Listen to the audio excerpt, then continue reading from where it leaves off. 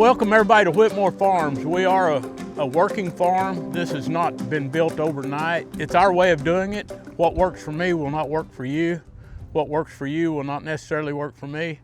Everybody has to do everything their own way. Whatever, you have to work with what you have. I have some of the sorriest soil in the world to work with. Adverse conditions. I like to tell everybody that I work in the harshest environment in the world in Oklahoma. It was snowing yesterday and sleeting, and tomorrow it's going to be 80 degrees. So it's hard to grow stuff in that, but we do it sometimes we don't. Last year was probably the best year we've ever had. My expenses were about 30% higher than they've ever been. So that's what we measure our success in, is how much we spent. I saw a statistic the other day that said since 1918, farm expenses have risen by 70%. I believe that 100%. If anything, it may be a little low. The prices we charge have got to go up. That's all there is to it. With that being said, we welcome each and everybody back to the farm anytime they want to come. Just kind of let us know ahead of time if you want to come see what we're doing. Don't just come on your own, because you never know when we've sprayed our crops, when we haven't, this and that. We don't like people just walking about on their own. We're not always right here. We've got another place down south that's under pivot irrigation, so we're between the two places. So okay, we're split up. With that said, Justin McConaughey is going to talk to you about food safety here, and we're going to take you on a walking tour of what little you can see at this time of the year. These are our two market trucks. They go to, in the summertime, they go to Edmond and Stillwater on Wednesdays and Saturdays. We also use them when we've got a bulk delivery somewhere where it won't fit in a pickup or in a Suburban. They should have been replaced a few years ago, but if anybody knows what vehicle prices done last year on used vehicles, it's we definitely don't want to buy a brand new box truck, but used vehicles got outrageous too, so that made replacing those pretty hard. We are a conventional farm. We use pesticides.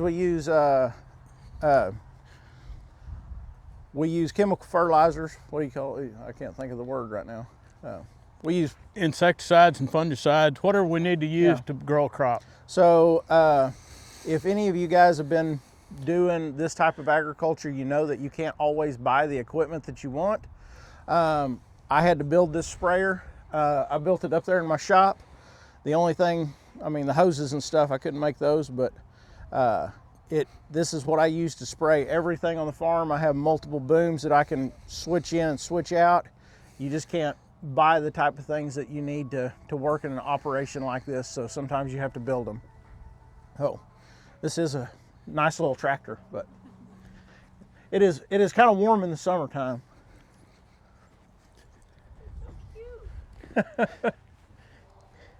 You can't buy those anymore either. I know. I was going to say, somebody needs to get that man a golf umbrella. I got a hat.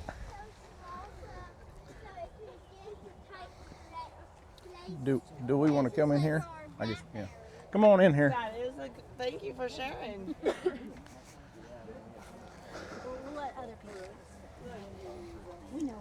So these are dead strawberries. Go ahead. In this house, we put these strawberries in a year ago last September. We didn't know what we were doing. We still don't know what we're doing on strawberries. They produced a little bit a year ago last December, and then got into spring production and produced all summer long. High production, I don't know. They did okay. This is some of the government housing we have for vegetables. I call it government housing because it was sponsored by USDA. It was one of their grants. There's probably some vegetables in DC that need to live in these, but anyway. The strawberries work pretty good. If I had to go and buy this house outright, or a house this size without the government subsidy on it, I don't think it'd ever pay out. It'd be pretty tough. Structure like this right now, Steve Hill cost, or one similar size, $15,000. Just a little under the kit would be that much. Yeah. One thing I would add is if you are thinking about putting in a hoop house, if you're in Oklahoma, do not put in the Gothic style. We have a lot more trouble with wind than we have with snow load. And you cannot, it is really hard to get the plastic tight enough on these. I know that those bows look straight, but they've got just enough curve to them that you can't suck that plastic down tight, and the plastic doesn't last near as long on these houses as it does those two houses over there. So what's the name of the two? This one's Gothic and that one's just round. I don't know what. They're called Quonset houses. Quonset. Yeah, Gothic has a point, Quonset is round. Yeah. And what we've done to kind of help do that, Justin, we've kind of made the peak, but we put a hog back in that bow just to do exactly what you're talking about. Because it does flap, it does wear harder. So we've made some improvements on the houses. Okay. How do you like your plastic culture? You gotta have plastic culture in a hoop house. As you can see, weeds are going to be a problem even in here. It helps with keeping your moisture at the same rate. If you don't have that plastic keeping it wet and dry, this makes it to where we can water and also get in here really quickly and pick too, because we're not having big wet spots. The plastic's helping hold that moisture in. As you can see, we've got our drip tape on top of the plastic. I know some people put drip tape under the plastic. We've never had any luck with drip tape under the plastic. We end up digging up a lot of plastic to put fix leaks. We've never had a problem From rodents. From rodents. Gophers, moles, mice, rats, and they'll be in here. We'll have holes in it above, but they're a lot easier to find. They're a lot easier to fix. So these strawberries and weeds don't look very good because, like we say, we do embrace modern technology. This was sprayed with Roundup about 3 weeks ago. I'm taking these out, and we'll go back. Tomatoes will be in here in about 3 weeks. Yep. About mid-March, we'll plant our first planting of tomatoes in here. What variety of strawberry?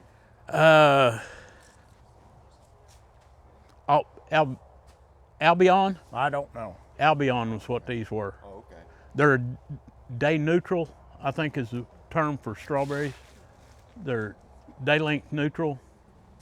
We planted 4 varieties. I had no clue what they are either. So. Okay. They're a lot of work. They're a lot of work picking and maintaining. No, we plugs. And we did. we'll see the next house over. We can go to it now. When I say we'll have tomatoes in here, we'll take all these strawberries out. We'll take the plastic up, till the soil, put down fertilizer, and go back in with tomatoes.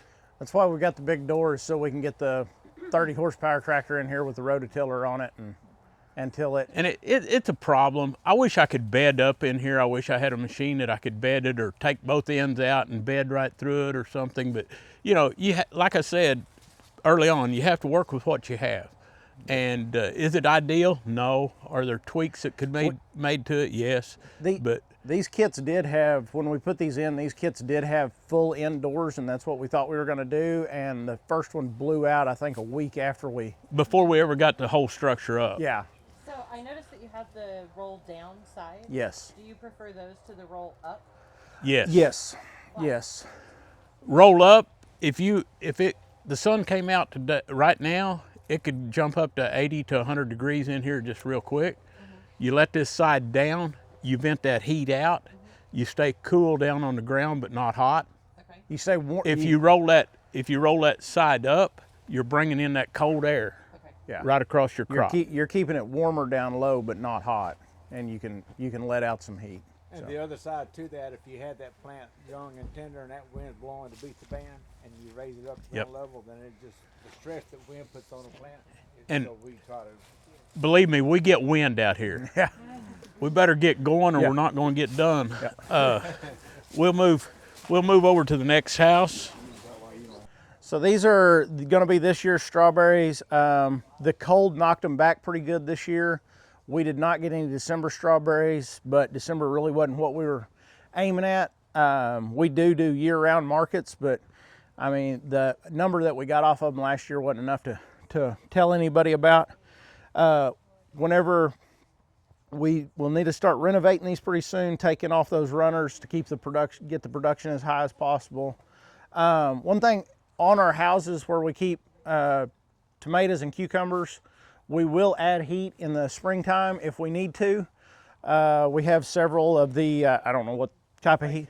They're just propane heaters. They burn really clean, and we can put five or so of them in here and keep it about 10 degrees above outside, because these will only hold about 2 to 4 degrees on their own. We'll also do some row covers, not in the strawberries, but in the tomatoes and where we're going to plant cucumbers. We'll get in here before too long, get all the hen bit out. Probably not get it out. We'll probably just let it kill it with a hoe, or probably with a hoe, as close as they are to the strawberries. Get it renovated, and we'll be ready for spring before long. So these strawberries will be ready to pick in about 3 weeks. Some of them will. He said these didn't produce this fall. We had strawberries out of that house up into December, and ironically, taking them to the farmer's market, they did not sell. I'd take 5 or 10 pints to the market, and I might bring 2 or 3 back. Exactly. I would have thought, strawberries will sell, but people, I don't know why. They were pretty strawberries. They tasted really good. We'd had them all along. They might have been tired of them. I guess people don't want strawberries in December. It's not one of those things. If you grow it, it doesn't matter how much you grow of anything. If you can't sell it, it's not doing you any good. Meredith, did you have a question? Yeah, I was just wondering, how long, will you keep these in here, or is this gonna be all summer? This will be all summer. And they won't get too hot? No, we'll drop at some point. We'll drop the sides permanently, and you just yes, it will be very hot in here, but it won't get too hot for them. Or it didn't last year anyway. We will raise the sides at night if we think there may be an impending thunderstorm. Yeah. That's one thing we've learned over the years, is close them up as tight as you can get them if you're going to get a storm. Yeah. Keep the air out of them. So, and the covering costs about $600 now. So it's not cheap maintenance. And on these Gothics, we average about 1 a year.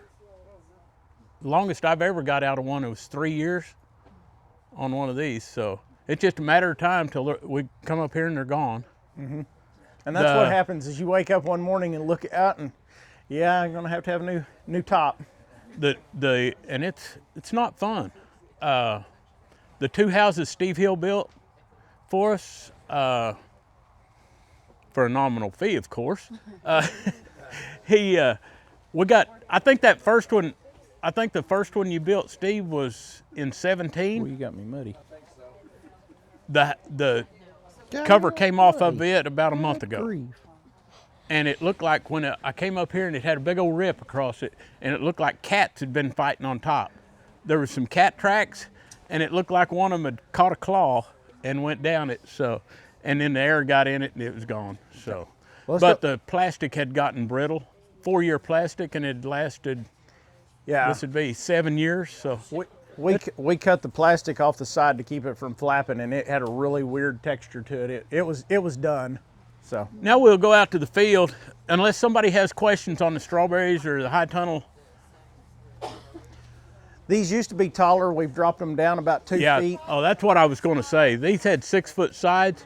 We totally took them apart and let them down. Why'd you do that? Well, we better run. Because they were catching too much wind. We didn't need the extra height. The extra height was really good. We're not even halfway through. Up on top of the hill here, we've got some asparagus over there, we've got some asparagus over there, and we've got some asparagus over here, but we've also got fields that we rotate.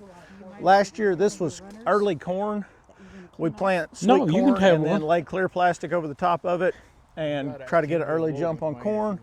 We had black-eyed peas and green beans there. The deer kind of put a kibosh on those. And then this, where all the plastic is, that's where our tomatoes was at. we will get ready, when we get ready to plant corn again, we'll pull that plastic and plant the corn on those existing beds, because that Is it gonna be plastic will like help this? hold moisture, and sometimes in the springtime we need moisture to be able to plant into. I hate irrigating the plant, but sometimes that you have to. Oh, I see. We do white plastic Do you think for how the many summer years is it tomatoes. good Our for? first planting of tomatoes will be on black. The middle planting of tomatoes will be on white, and then the later plantings will be, no, all the later plantings are on white. The two outside plantings were the old, yeah. were the earliest tomatoes, and the inner side about were the $1,000 or fall $1,200. tomatoes. We had 4 plantings last year. As anybody that's grown tomatoes in Oklahoma knows, those fall tomatoes, sometimes they produce, sometimes they don't. When it gets hot, you just can't get any production on them. They just don't set. So what's still standing over there is eggplant. That we do have a small eggplant market. It's not great, but it's one of those things that you got to plant a little bit. But we just plant regular slice of tomatoes. We did do a few grape cherry tomatoes this year. We're going to probably try to do a few more of those, but not a ton. Just more stuff on the table. Yep. More selection. More selection. The weed patches you see, that is asparagus beds. Yeah. And we really believe in cover crops. We are essentially minimum till is what I would call it. When I get ready to plant out here, I till up where the row will be and leave the middles to weeds. Yep. That's my cover crop, is the natural weeds that come in. And then we'll spray Roundup between the rows if we need to keep them from getting too much. If I clean till this soil, in about 3 days, it'll be going that way. Yeah. And the next day, it'll be going that way. And it'll all be piling up in the fence rows. It's really a wind erosion problem out here if you leave it open. We have done actual cover crops in the past. They just haven't worked for us. They've acted as insect vectors most of the time. And what'll happen is we'll get an insect infestation built up in the cover crop, and then it's coming into what we're trying to grow. So, well, if we're going to get going, I want to show you how we do tomatoes in the high tunnel.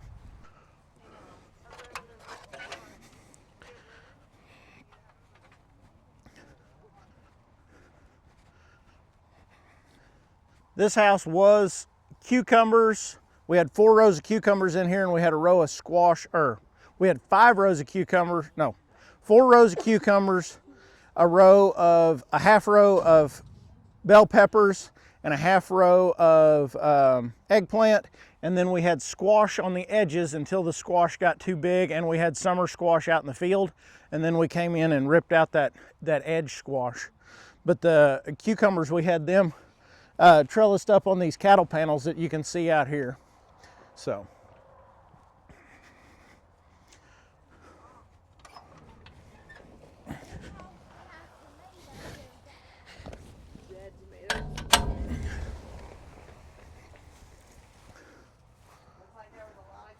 When we started doing it, we were borrowing OSU's plastic layer. So, which I was a little kid when that was happening, and it was terrible because that thing would come and we'd spend more time adjusting it than we would laying plastic. And now that we have our own, it's so much nicer to go and lay plastic and just be done. So we have not. We've done some mulching in the asparagus. We got the asparagus too clean, and we were getting, whenever it would rain, it would splash sand up on the asparagus. And so we've done some mulching in the asparagus, but we don't do a whole lot of mulching. This sand just eats whatever you put on it, and it will eat it forever. I don't think you can ever build the organic matter up in it. I mean, I can take you to places out there where we've never done any growing at all, and if you tilled it up, it would be bare sand until something grew on it. So there is some clay, but it's down there. Okay.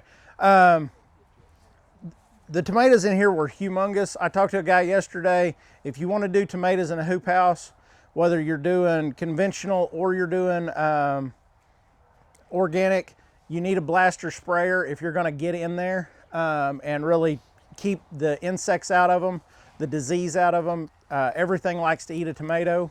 So this is how we do it. We stake and weave everything. We don't use T-post in the field. We use a lot smaller metal post.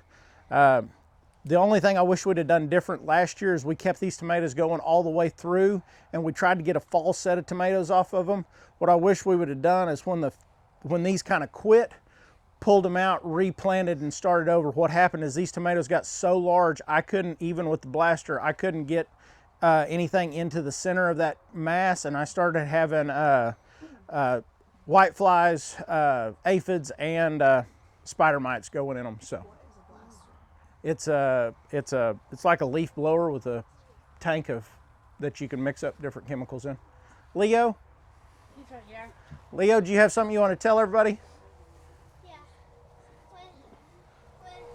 When you have a disease in your crops, you gotta take a good look at those crops, and once you find out what's on them, you know what kind of chemicals to put all together, and you need certain kinds of chemicals to make the right chemical that you need to get your crops back in healthy and big and strong. All right, thank you. Welcome. So I'm Justin McConaughey with Oklahoma Department of Agriculture. I handle the produce safety rule, and the produce safety rule is actually a federal law under FDA, but Oklahoma Department of Agriculture, we have authority to do those inspections for the federal government, and they pay us to do so. So therefore, luckily you get to deal with us, and you don't have to deal with FDA inspectors coming to your farm. And I would say in Oklahoma, currently we have 13 farms that we only inspect. 99% of our farms are exempt, and that's very unfortunate. That just turned on. But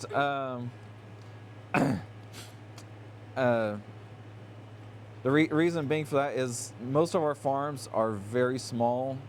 The exemptions for the produce safety rule, the first one is if you're under $30,000 a year of average annual produce sales, you're completely exempt. There's really nothing we can make you do. That does cover a lot of our farmers market type people. If you get above 30,000, there's another exemption that captures a lot of other farms, including this one. So if you're selling if you're selling less than $600,000 worth of total food, so that includes if you're selling meat, grain, whatever, that counts into that.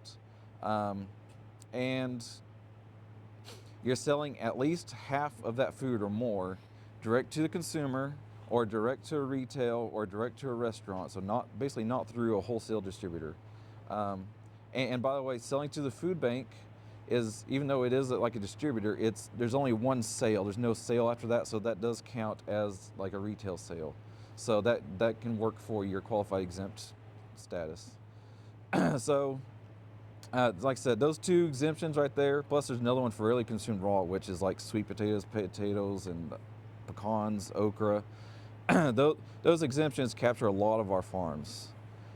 So we do ask all of our farms to register with us so that we can determine that exemption, and just the more farms we have in our database, that helps us with funding, because just like it's a grant program, and just like basically all grant programs, the more numbers you have, the better your funding is. So I hate bugging everybody about, hey, please register, but unfortunately I need you to register.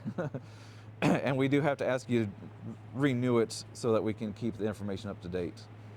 But anyways, the produce safety, like this is a packing shed.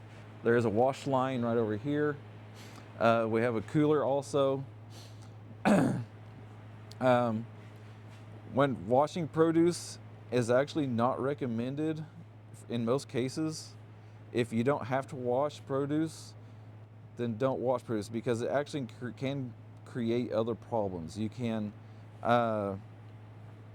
if you happen to have maybe, example, let's say you have one head of lettuce that got contaminated because maybe a bird flew over it, and deposited a little present and it was not noticed. Ideally, we would notice it and not harvest it, but maybe we just didn't notice it.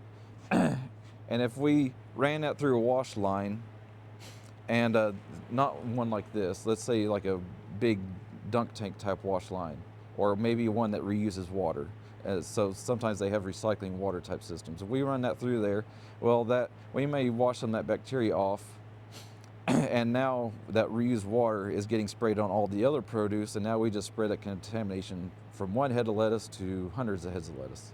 So that's why ideally most produce should be washed right before it's consumed. Just let the consumer do it. But if we do have to wash, and in this case they do have to wash for various reasons, mostly because produce sitting in the field, like, it can be dirty. If you're pulling root crops, they're going to be dirty. They use, I believe, did they talk about the clay? Okay, so the clay protection they use, they want to wash that off because nobody wants to see that on your tomatoes at the store, right?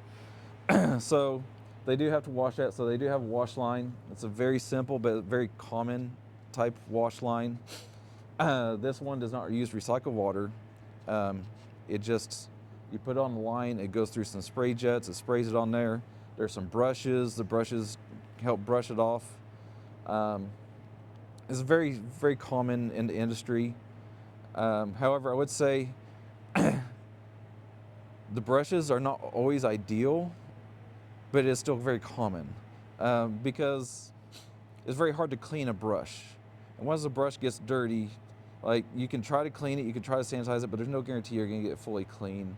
And so it just might, just throughout the whole year, might continually just make things dirtier. So do wash, sanitize your brushes, and then replace them as needed. If they start to get kind of worn, replace. If they get so dirty that you can't wash it, please replace them. Because there's, you could be just continuing to spread contamination if there was any on there. Before you use your wash line, right now this one's been sitting here for all season, so it's dusty.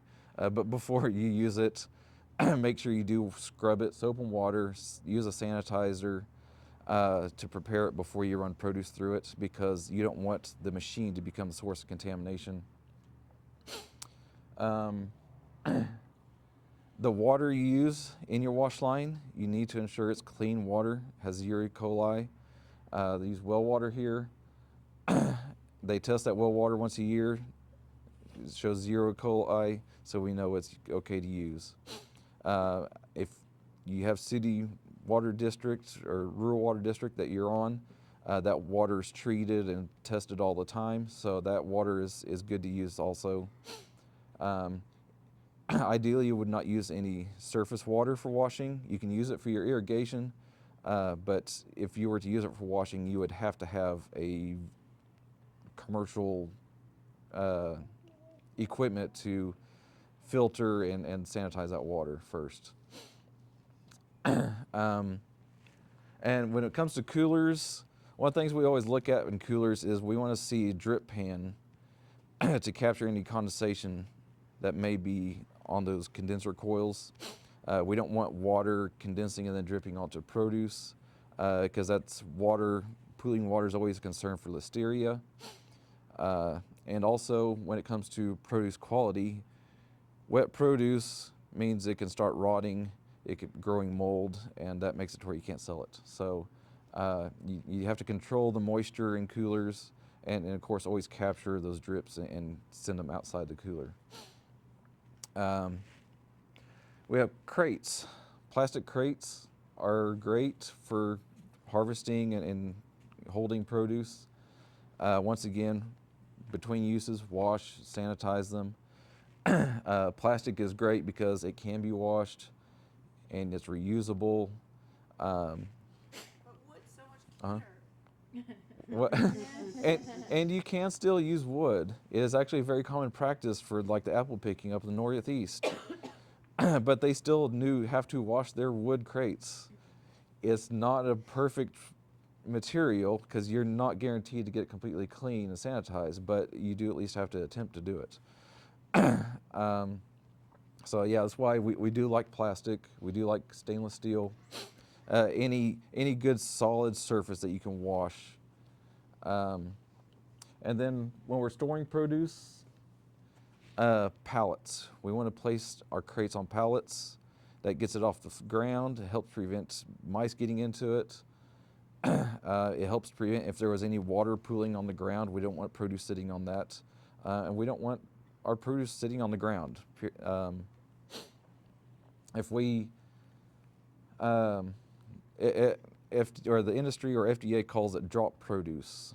If you have drop produce, it's basically considered dead. You don't get to sell it. So if, let's say, we're growing apples, something off the ground, right? If that apple falls and hits the ground before you harvest it, it's dead. You can't sell it. If you did pick the apple, you put it in your crate, you carry it to your wash line, and oops, accidentally dropped it on the ground. Well, now it's drop produce, it's dead. Now, I do realize things like watermelons, watermelons grow on the ground, right? So that's not drop produce when you harvest it, but let's say you bring it over here and then you drop it, then it's going to be considered a drop produce. Now, you can still eat it for yourself, just please don't sell it.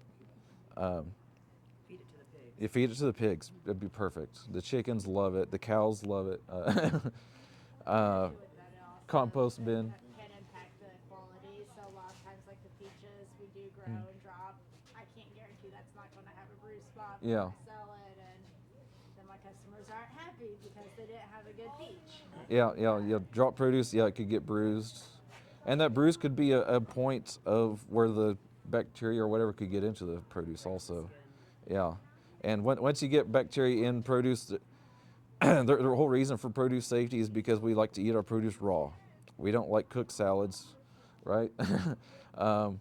So the idea of produce safety is preventing bacteria from the start getting on our produce, because once it's on there, we can't get it off.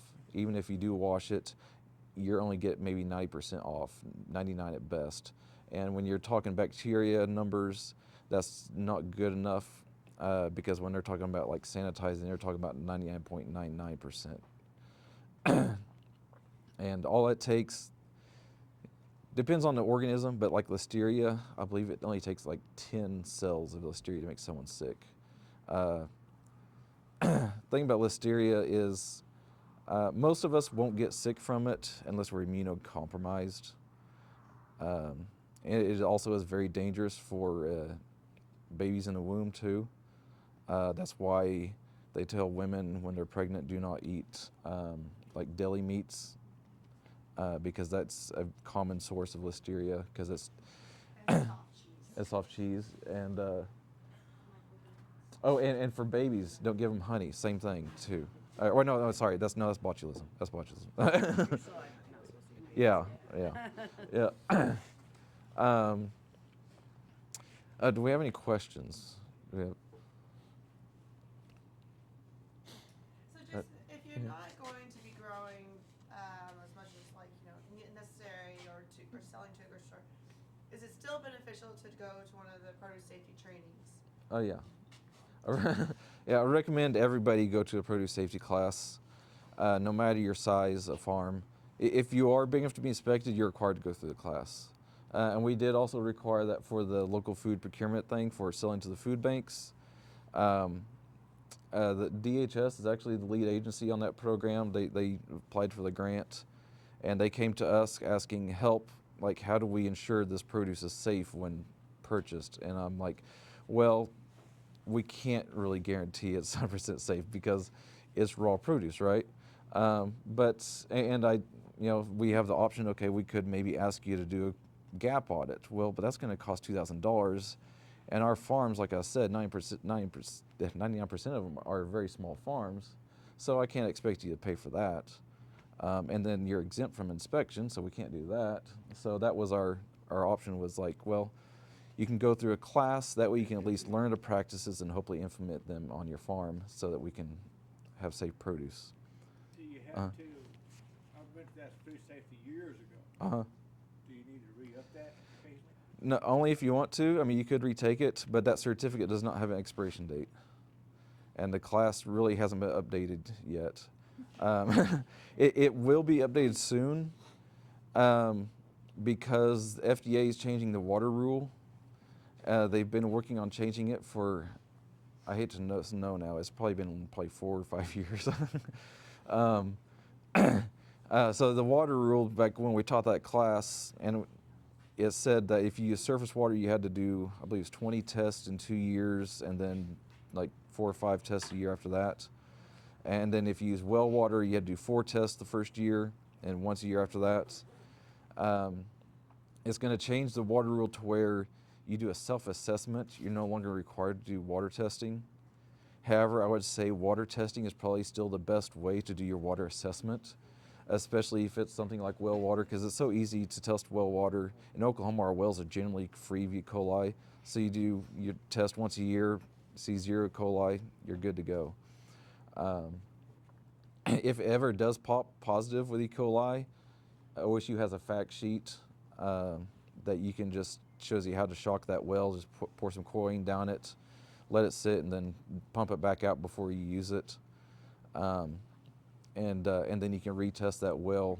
And if you did have that positive and do that, I would retest it multiple times that year just to make sure it's staying clear.